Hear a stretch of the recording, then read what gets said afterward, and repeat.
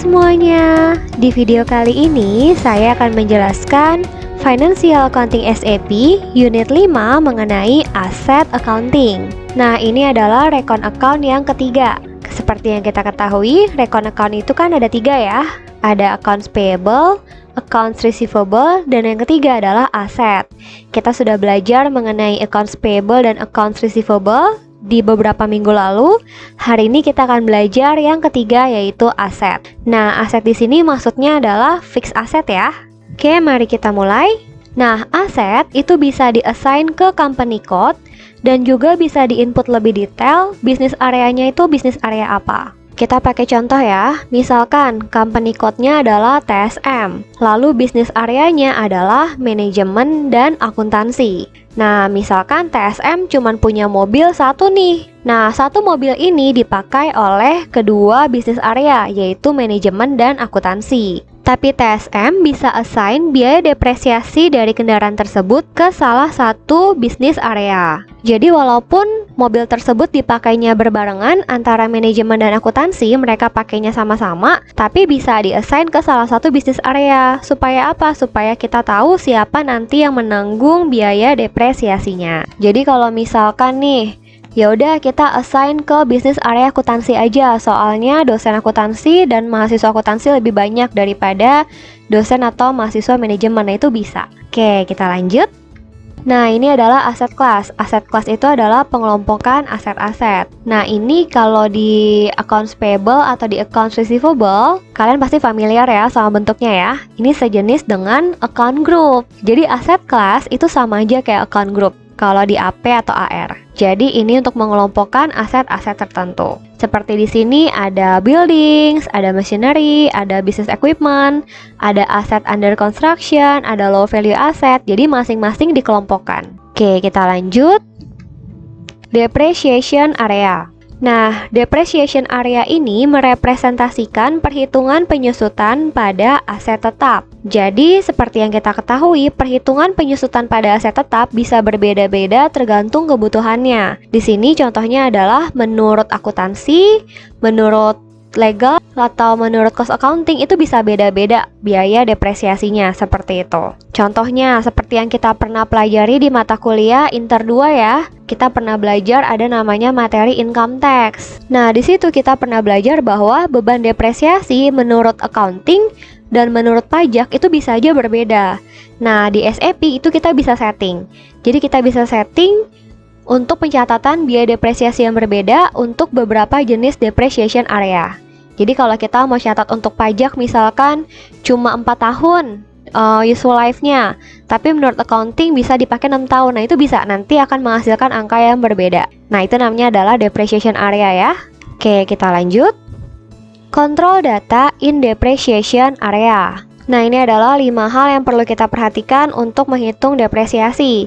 Yang pertama adalah depreciation key. Nah, depreciation key adalah formula perhitungan depresiasinya. Jadi gimana sih cara perusahaan menghitung depresiasinya? Nah, itu adalah depreciation key. Lalu yang kedua adalah estimated life atau berapa masa manfaat aset tersebut. Lalu yang ketiga adalah normal depreciation start date. Ini adalah kapan kita mulai menghitung depresiasinya atau kapan aset tersebut mulai kita gunakan sehingga dapat kita hitung depresiasinya.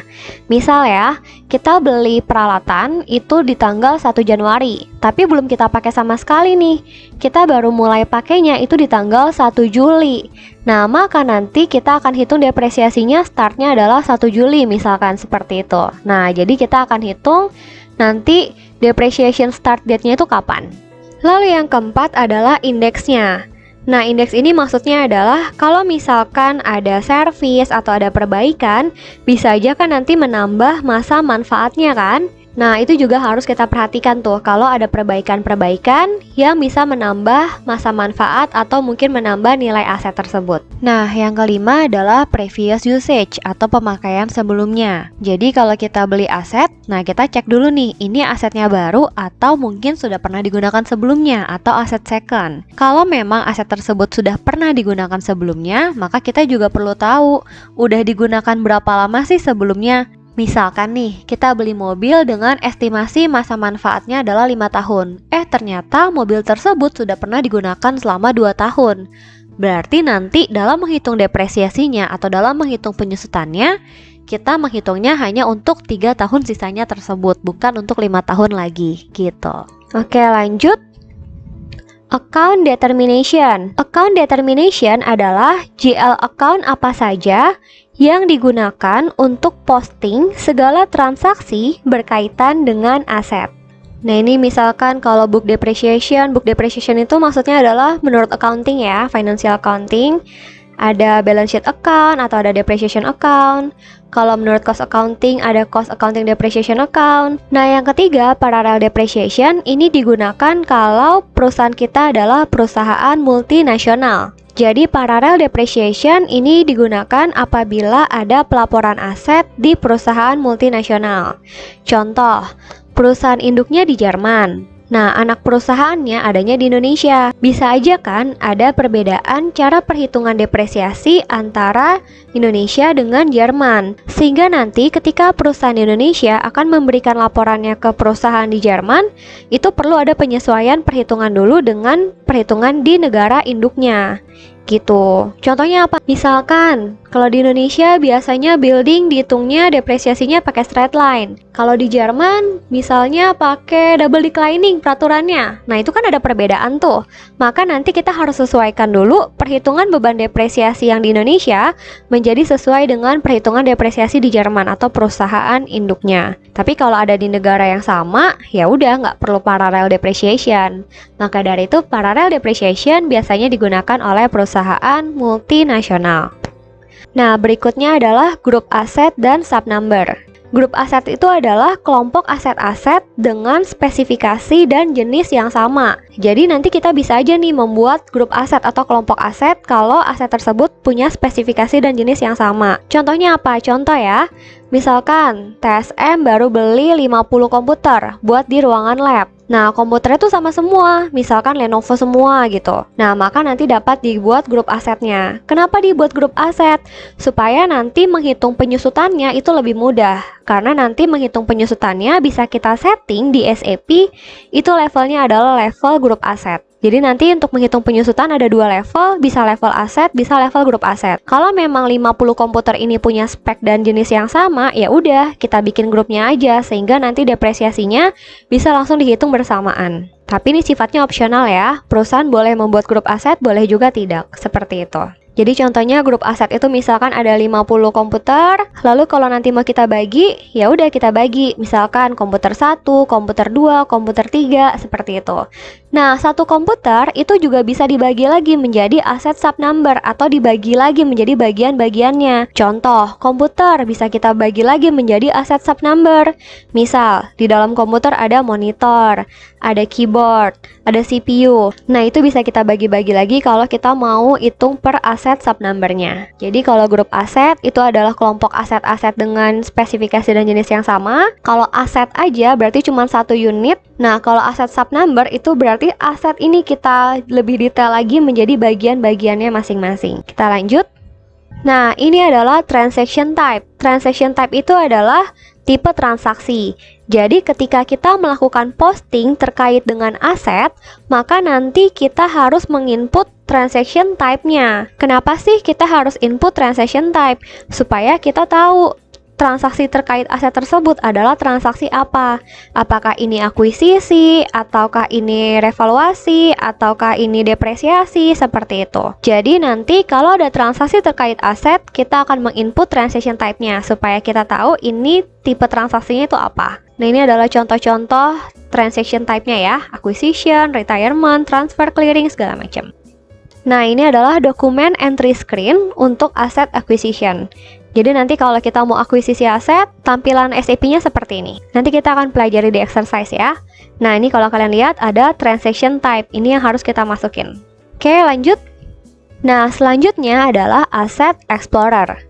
Asset Explorer itu adalah overview yang memberitahukan kita transaksi-transaksi terkait aset itu ada apa aja. Jadi kalau nanti kita mau tahu nih transaksi terkait aset yang kita miliki itu ada apa aja, nah itu kita bisa lihat dari Asset Explorer. Jadi kalau ada depresiasi, ada revaluasi, atau ada yang lainnya, itu akan terlihat semua di Asset Explorer tuh. Nanti kita akan belajar lebih lanjut tentang Asset Explorer ya. Di exercise hari ini kita akan ada exercise mengenai Asset Explorer. Nah, ini nanti tampilan dari Asset Explorer seperti ini. Oke, selanjutnya kita akan belajar mengenai Asset Under Construction atau bisa kita singkat AUC. Nah, Asset Under Construction atau AUC ini adalah aset yang dimiliki oleh perusahaan namun masih dalam proses pembangunan atau masih dalam proses konstruksi. Jadi asetnya ini belum selesai, belum bisa digunakan oleh perusahaan karena masih dalam proses. Di sini ada dua cara untuk mendapatkan Asset Under Construction. Cara yang pertama adalah dengan investment order dan cara yang kedua adalah dengan asset acquisition. Oke, kita coba bahas satu persatu. Investment order artinya adalah perusahaan membangun asetnya dari nol. Jadi kalau investment order, perusahaan tuh bangun dari nol, dari benar-benar masih kosong, dibangun sama perusahaan sampai menjadi aset yang sudah jadi atau siap digunakan. Tapi kalau cara yang kedua, asset acquisition, artinya adalah perusahaan itu beli aset yang udah ada, tinggal direnov aja atau tinggal dimodifikasi aja. Itu asset acquisition. Kita pakai contoh ya, mulai dari investment order, misalkan TSM. Nah, TSM ini merasa bahwa kapasitas gedung di TSM Grogol itu kurang nih untuk menampung semua mahasiswa TSM. Maka TSM memutuskan untuk menambah gedung baru. Nah, pas TSM lihat di sebelah TSM itu ada tanah kosong. Tanah kosongnya cukup luas. Nah, TSM akhirnya memutuskan untuk beli tanah kosong tersebut dan TSM akan membangun gedung 10 lantai di atas tanah tersebut. Nah, kalau seperti itu namanya adalah investment order, di mana TSM akan bangun gedungnya dari nol sampai menjadi gedung yang siap digunakan, gedung 10 lantai. Nah, kalau cara yang kedua, asset acquisition, itu perusahaan beli aset yang udah ada, tinggal direnov atau dimodif aja. Jadi kalau tadi contohnya TSM beli tanah kosong lalu bangun gedung 10 lantai dari nol. Nah, sekarang nih kalau asset acquisition, misalkan TSM lihat di sebelah gedung TSM sekarang ada bangunan 4 lantai yang nggak kepake.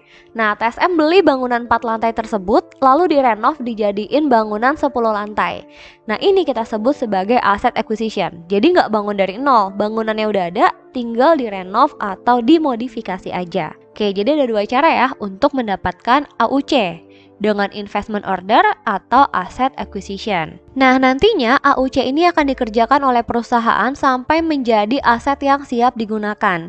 Dan nanti apabila proses konstruksinya sudah selesai, maka nilai dari AUC ini akan kita pindahkan menjadi nilai aset tertentu. Jadi pada saat masih dalam proses pembangunan, kita akan mengakuinya sebagai aset under construction, di mana AUC ini belum kita depresiasi. Tapi nanti setelah dia selesai, maka kita akan convert, kita akan pindahkan nilai AUC menjadi nilai aset tertentu, di mana nanti setelah menjadi suatu aset tertentu, aset tersebut sudah bisa didepresiasi. Nah, proses untuk memindahkan nilai dari AUC ke nilai aset tertentu kita sebut sebagai proses settlement of asset. Jadi nama prosesnya adalah proses settlement. Nah, sebelum kita melakukan settlement, kita harus membuat distribution rule terlebih dahulu. Jadi di dalam distribution rule ini kita akan menetapkan nilai dari AUC ini akan kita masukkan ke nilai aset yang mana dan berapa banyak dari nilai AUC tersebut yang akan kita masukkan ke nilai aset itu. Di sini misalkan nilai AUC mau kita bagi 40% yang menjadi nilai aset 1 dan 60% yang menjadi nilai aset 2. Bisa aja, yang penting semuanya kita tulis di dalam distribution rule.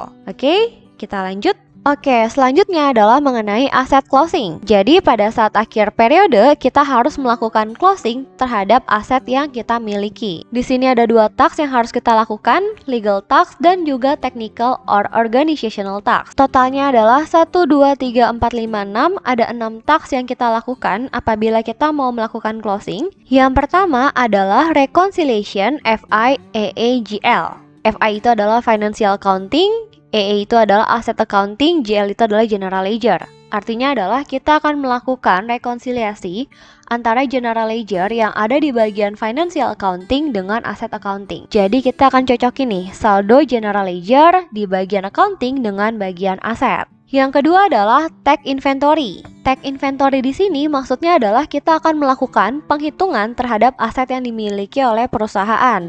Apalagi kalau perusahaan punya asetnya banyak, misalkan kayak TSM. Punya komputer di ruangan lab totalnya ada 150. Nah, kita harus cek nih di akhir periode. Bener nggak sih total komputernya 150? Jangan sampai nanti ada komputer yang hilang satu dan nggak ketahuan. Yang ketiga adalah depreciation posting run. Di tahapan ketiga ini, kita akan melakukan posting terkait penyusutan aset-aset yang kita miliki. Nah, seperti yang kalian pernah pelajari, jurnal penyusutan itu adalah depreciation expense pada accumulated depreciation. Nah, accumulated depreciation itu adalah bagian dari balance sheet account. Jadi, accumulated depreciation letaknya di dalam laporan keuangan adalah di dalam balance sheet. Maka dari itu, setelah kalian melakukan depreciation posting run, nanti kalian akan masukkan angka accumulated depreciation-nya ke dalam balance sheet yang kita sebut sebagai periodic posting to balance sheet account. Nah, supaya apa sih accumulated depreciation-nya kita masukin ke dalam balance sheet? Supaya nanti nilai aset yang ditampilkan di laporan keuangan kalian sudah sesuai dengan nilai bukunya. Nah, setelah selesai, kita bisa melakukan year-end closing. Kita akan membuat jurnal penutup terhadap akun-akun yang sifatnya temporer seperti depreciation expense. Lalu yang terakhir, kita bisa membuat asset history sheet. Asset history sheet adalah detail mengenai transaksi yang sudah terjadi pada aset yang kalian miliki.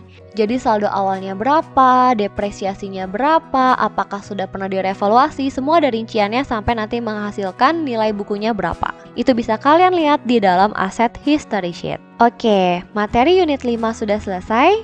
Terima kasih telah menyaksikan video ini. Mohon maaf apabila ada kesalahan ataupun kekurangan. Thank you.